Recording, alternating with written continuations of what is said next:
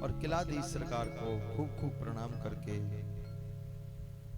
प्रतिदिन हो रहे दिव्य अनुष्ठानात्मक क्रमों को, जिनमें अखंड नाम, मानस नवह प्रायण, श्री राम अर्चा, तद सत्संग उपरांत दिव्य लीला दर्शन और ठाकुर जी का चल रहा विवाह क्रम,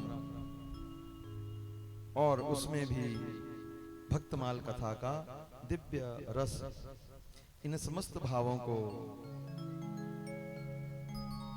खूब खूब नमन करके मंचासीन श्री रामानुजाचार्य संप्रदाय कुलभूषण स्वामी जी महाराज को अनंत अनंत प्रणाम प्रेषित करके उन्हीं के ही पार्श्वभाग में विद्यमान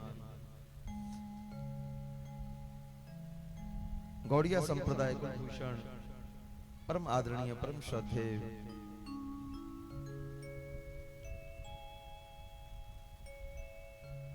कारुण्य एवं दीनता की अपूर्व मूर्ति, संत सेवा जिनके जीवन का लक्ष्य, ऐसी मिथिला की दिव्य विभूति को, जिनको हम आप सब मखानी बाबा के नाम से जानते हैं, उनको खूब खूब प्रणाम प्रेषित करके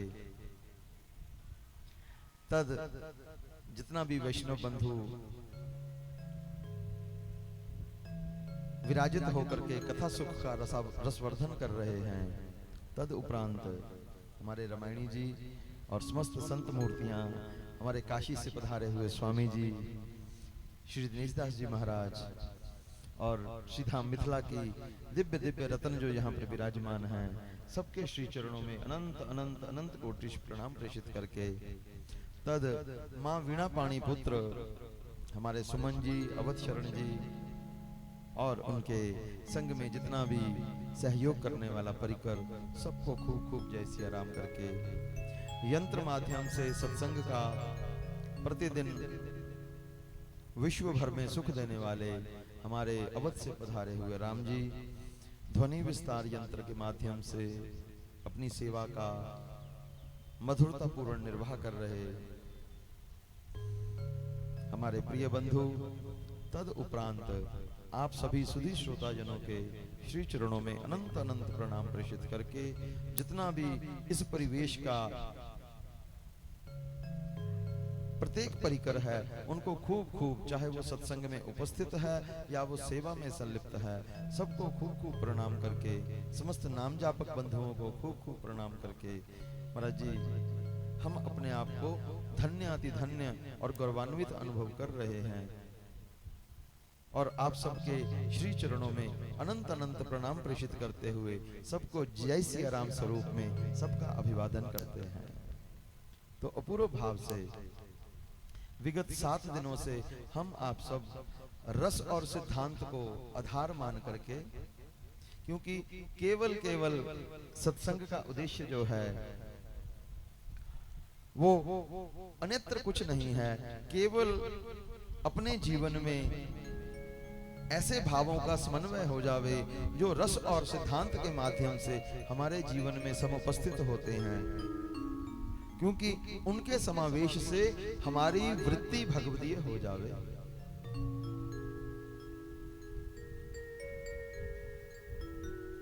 हम भागवत हो जावें। भागवत का एक अर्थ है, जो प्रभु के भक्त हैं उनको हम भागवत कह देते हैं, लेकिन वास्तविक भागवत का अर्थ क्या है? भागवती इति भागवत, जिनकी प्रकाश में गति है वो भागवत है। भागवत किसको कहते हैं? जिनकी प्रकाश में गति है। भा कहते हैं प्रकाश को। सूर्य का एक नाम है भानु, हमारे देश का नाम है भारत, और प्रभु के विशुद्ध विशुद्ध जनों को कहते हैं भागवत।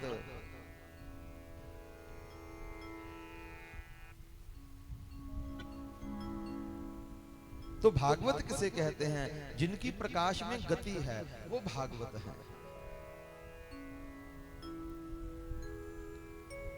श्री भगवत रसिक जी एक पद, कल हमने उसकी एक पंक्ति दोहराई थी। इतने गुण जामे सोई संत, उसकी अगली पंक्ति, कल एक ही पंक्ति दोहराई थी, कल या उससे पूर्व वाली कल में। इतने